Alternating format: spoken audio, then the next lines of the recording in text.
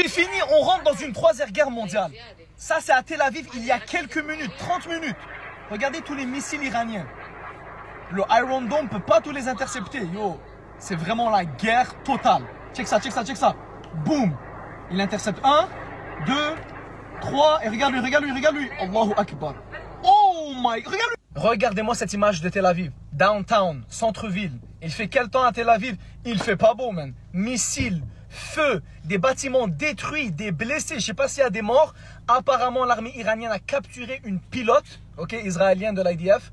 Regardez-moi ça, dans ces temps de guerre sombre, rappelez-vous, rapprochez-vous d'Allah subhanahu wa ta'ala. C'est pas le moment d'être loin d'Allah. C'est tout ce que j'ai à dire. Riposte lourde de l'Iran et l'illusion du dôme de fer s'effondre. Cette fois, les faits sont incontestables. Le mythe de l'invincibilité israélienne s'effrite. Face à une salve massive de missiles iraniens, près de 300 missiles balistiques tirés en 3 vagues successives, le fameux dôme de fer a été saturé, débordé, contourné par des missiles hypersoniques. Les vidéos sont là et circulent. Et elles parlent plus fort que toutes les versions officielles. Des missiles ont atteint le cœur même d'Israël. Des infrastructures militaires, des bases stratégiques et le ministère de la Défense à Tel Aviv, sans compter les lieux publics, ont été directement visés. On parle de plusieurs blessés et de dégâts importants. Des rumeurs insistantes évoquent même la destruction de plusieurs avions de chasse de l'entité, la capture d'un pilote et des pertes que l'entité nie catégoriquement. L'ONU est saisie et Israël demande une condamnation internationale et appelle le peuple iranien à sortir en masse pour renverser son gouvernement. Incroyable. Et pourtant, constat amer, ce n'est pas une riposte majeure. Ce que révèle aussi cette riposte, c'est la solitude stratégique de l'Iran, je m'explique. Malgré son arsenal, malgré sa capacité à cibler et loin, l'Iran n'est couvert par aucune garantie sécuritaire sérieuse. Contrairement à Israël, protégé par l'OTAN dans les faits, l'Iran n'a signé aucun traité d'assistance militaire mutuelle, ni avec la Russie, ni avec la Chine. Et ce n'est pas faute de tentatives de Moscou, de Pékin. Ce sont les Iraniens eux-mêmes qui ont refusé de s'engager dans une alliance militaire formelle et, à mon humble avis, mesdames et messieurs, c'est une erreur stratégique majeure car si l'Iran décide d'escalader davantage et que les États-Unis entrent directement en jeu, alors là, l'Iran n'a aucune chance dans un affrontement conventionnel direct. Elle peut infliger des pertes, désorganiser le front, menacer l'entité, mais ne tiendra pas face à une coalition occidentale, surtout avec un espace aérien régional fermé et complice et un isolement diplomatique qui s'aggrave. Maintenant, reste l'option nucléaire. Et c'est là que tout bascule. Si l'Iran veut aller jusqu'au bout de sa logique stratégique, il n'a plus le luxe de l'ambiguïté. Soit il accélère son programme nucléaire dans le silence, soit il cherche une alliance militaire majeure maintenant avant qu'il ne soit trop tard, car cibler, encaisser et espérer survivre sans dissuasion réelle est suicidaire. Aujourd'hui, le monde ne regarde pas seulement l'Iran. Il regarde ce que signifie résister à l'ordre occidental. Et ce que l'on apprend, mesdames et messieurs, c'est que la puissance sans alliance, sans parapluie stratégique, conduit à l'épuisement, à la défaite. Et mes frères africains, l'AES, observons.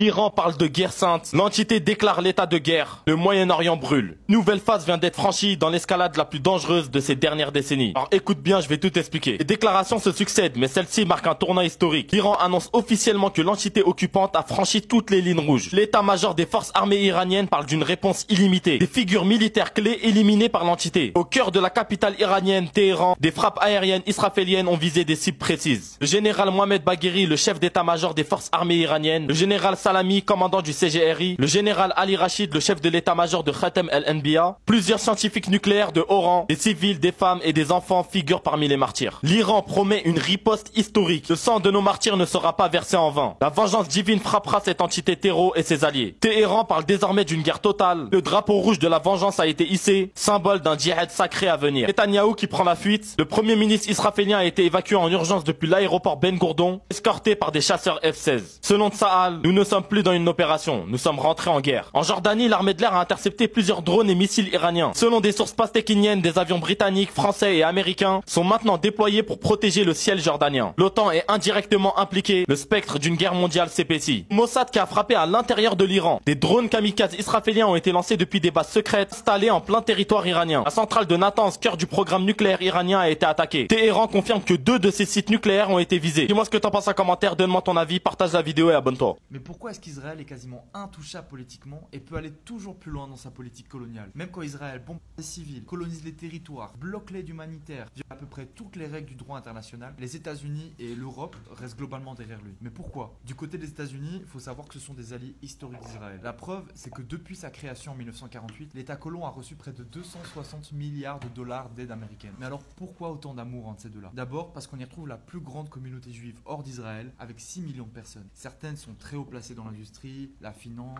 les médias, et donc ils ont un vrai pouvoir d'influence sur la politique états-unienne. Ensuite, Israël sert de poste avancé pour les intérêts occidentaux au cœur du Moyen-Orient. Il ne faut pas oublier que c'est une région stratégique pour les énergies fossiles, les routes commerciales, la lutte contre le terrorisme et sa position centrale entre l'Europe, l'Asie et l'Afrique. À cause justement de cette position précaire et entourée d'ennemis potentiels, l'État colon a très vite développé une industrie de défense et de cybersécurité ultra puissante. Ils sont ainsi devenus leaders mondiaux en production de drones, en cybersurveillance, en renseignement, et ce qui fait que les Occidentaux, mais aussi le monde entier aujourd'hui, veut faire affaire avec eux. Même les pays arabes qui étaient pourtant ses ennemis à l'époque. Et en Europe alors, nos dirigeants s'alignent systématiquement sur Washington, pour des raisons économiques bien sûr, mais aussi militaires, diplomatiques, etc. Faudrait pas trop froisser les Américains. Alors bien sûr, ils savent parfaitement ce qui se passe à Gaza. Et certains, même à droite, aimeraient sans doute que ça s'arrête. Mais le prix à payer politiquement est trop important. D'un côté, les soutiens d'Israël brandissent très vite l'accusation d'antisémitisme à la moindre critique, ce qui tue le débat dans l'œuf. Et de l'autre côté, la majorité des électeurs connaissent très mal ce conflit et sa nature coloniale. Pour la plupart des gens, c'est une guerre antiterroriste ou bien c'est une défense légitime en mémoire de la Shoah. Résultat, défendre la cause palestinienne, ça rapporte très peu politiquement. Sauf à gauche où c'est devenu aujourd'hui un marqueur identitaire assez fort. Et puis il faut être honnête, vu que l'Occident glisse lui-même de plus en plus à l'extrême droite, beaucoup de dirigeants partagent sans même le dire la vision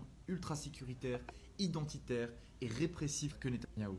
Du coup ces actions, il les tolère très bien. Une minute pour t'expliquer pourquoi le conflit Israël-Iran nous impacte tous, ou du moins ceux qui ont des cryptos. Israël a attaqué l'Iran cette nuit et tous les marchés commencent à trembler. Ce qu'il faut savoir, c'est que le Moyen-Orient, c'est le robinet en termes de pétrole pour tout le monde entier. Et en fait, là-bas, il y a un endroit très stratégique qui s'appelle le détroit d'Ormuz. À cause de toutes ces conneries, l'approvisionnement en pétrole mondial, il va être réduit de 20%. Et du coup, tout le marché anticipe ça et le prix du baril de pétrole commence à exploser. Le pétrole a pris 20% dans la nuit justement suite à toutes ces conneries. Et vous le savez, le pétrole, c'est le moteur de l'inflation aux États-Unis et en Europe. Et si le prix du pétrole augmente, l'inflation en Europe et aux États-Unis augmente. Et quand on a de l'inflation qui augmente, qu'est-ce qui se passe?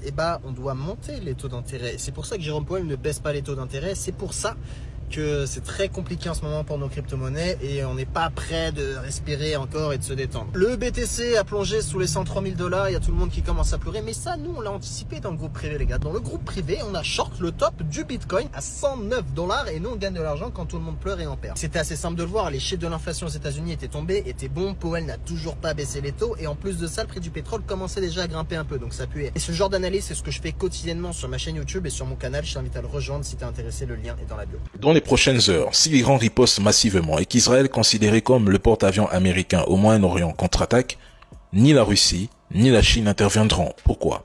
Parce qu'il n'existe aucun traité d'assistance mutuelle liant l'Iran à la Russie ou à la Chine. Ce choix vient en grande partie de l'Iran lui-même, qui a toujours évité ce type d'engagement formel. Il faut donc arrêter ou éviter de dire « ouais, qu'est-ce que la Russie attend avec la Chine pour riposter ?» Non. Contrairement à l'OTAN, l'Organisation de coopération de Shanghai n'est pas une alliance militaire. Elle ne contient aucun équivalent de l'article 5 de l'OTAN, c'est-à-dire aucune clause disant qu'une attaque contre un membre entraîne une riposte collective. La coopération de Shanghai n'est pas l'OTAN asiatique. Elle repose sur le commerce et la sécurité, pas sur la défense mutuelle. Et même si la Russie décidait d'intervenir, elle ferait face à un problème concret. Elle va tirer sur qui? Israël cible à distance, par missiles ou opérations clandestines. Vous imaginez la Russie lancer des missiles sur les États-Unis, sur Israël, sur le Royaume-Uni, sur l'Allemagne, sans traité d'assistance mutuelle avec l'Iran? Mais si elle avait cette intention, elle aurait déjà fait en Ukraine. Aujourd'hui, le soutien russe à l'Iran est logistique et technique. Livraison d'armement, renseignements, et cela semble suffisant aux yeux du Kremlin. Quant à la Chine, elle ne fera rien. Pékin n'a aucun engagement militaire ou sécuritaire envers Téhéran. Son alliance avec l'Iran est économique et diplomatique, pas militaire. La seule chose qui lie l'Iran à la Chine sur la sécurité, c'est l'Organisation de coopération de Shanghai. Et j'ai déjà expliqué le rôle de cette organisation. C'est vrai que, plus tôt cette année, la Russie et l'Iran ont signé un accord de partenariat stratégique global, c'est vrai. Mais ce n'est pas un traité de défense mutuelle. À l'inverse, par exemple, l'accord Russie-Corée du Nord signé inclut une clause de sécurité claire Quiconque attaque Pyongyang sera considéré comme une cible par Moscou, tout comme l'accord Biélorussie-Russie. C'est une différence majeure qu'il faut garder à l'esprit. Il faut faire très attention dans les comparaisons.